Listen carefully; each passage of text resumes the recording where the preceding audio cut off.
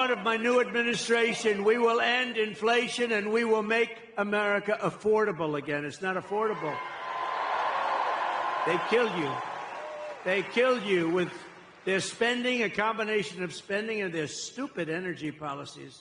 They said, we're going to get away from the Trump energy policies. We were energy independent. Your numbers were the lowest they were in 30 years. We're going to get lower numbers. By the way, we are going to, from January 20th, that's the day you take office, 1 year from January 20th, your energy bills will be one-half what they are right now. 50%, 50. They'll be one-half. Because we're sitting on more liquid gold than any other country in the world, including Saudi Arabia and including Russia. We have more liquid gold right under our feet, and we don't use it. We go to Venezuela to get their tar. And then we clean it up. You know where? We go to a very good, I just left there actually. We go to Houston, Texas, where they're the only plant that will clean their tar. It's tar. Instead of using our stuff, which is pure as there is. And it's so crazy what we're doing in this country. It's just crazy. But we have more liquid gold. You know, I did a thing called ANWR. That's in Alaska. You know about it a little bit. Reagan tried to get it. Everybody tried to get it. They couldn't do it. I got it. In their first week, they terminated it. It's larger, perhaps as big as, but maybe larger than Saudi Arabia. Think of that. We would have supplied the entire Asian continent. We would have supplied Asia. We would have supplied everybody. But we'll have it redone very quickly because they didn't kill it like they wanted to, because they didn't kill it in Congress. I actually got it approved in Congress as part of the biggest tax cuts in history for this country. I got that approved in Congress. We got ANWR.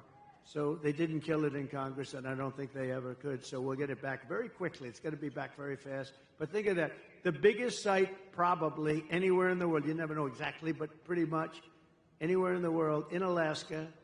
And it would have been great for Alaska, but it would have also been great for, so big would have been great for our country, but we'll have it approved very quickly. But they ended it in the first week, but they approved the Russian pipeline.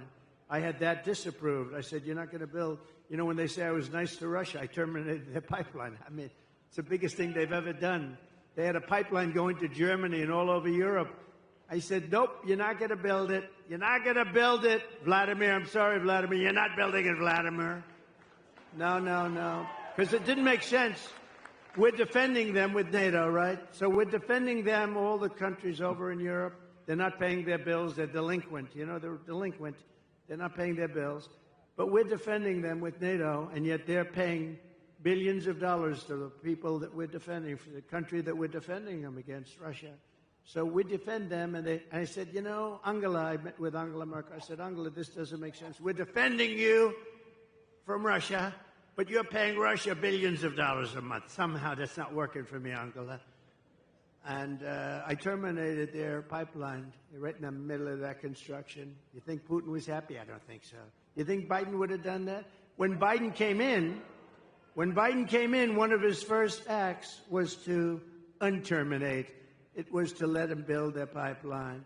That wasn't a good. And by the way, if he didn't, you wouldn't have had the war in Ukraine. You wouldn't have had it anyway if I was president. If I was president, you wouldn't have had that.